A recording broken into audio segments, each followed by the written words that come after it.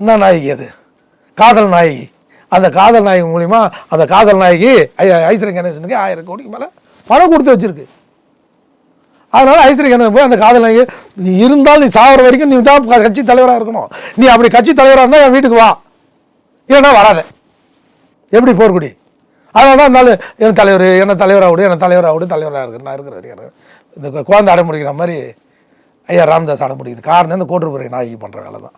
அந்த கோட்டுப்புற நாயகி யார் கண்ட்ரோலில் இருக்குது? ஐஸ்வர்யா கணேசன் கண்ட்ரோல் இருக்குது. ஏன் ஐஸ்வர்யா கணேசன் கண்ட்ரோல் இருக்குது? இந்த மாதிரி பணத்தெல்லாம் ஐஸ்வர்யா கணேசன் மூலிமா இன்வெஸ்ட் பண்ணுது.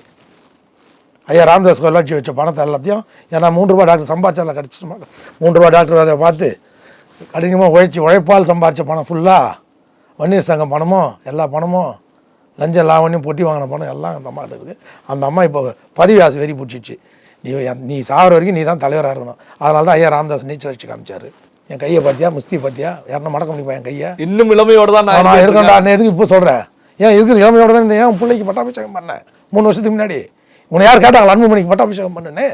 அன்றைக்கி ஏன் பண்ண, இன்னைக்கு ஏன் பண்ண மாட்டேன்? மனைவி துணைவின்னு நாடகம் ஆடினுக்கிற நீ.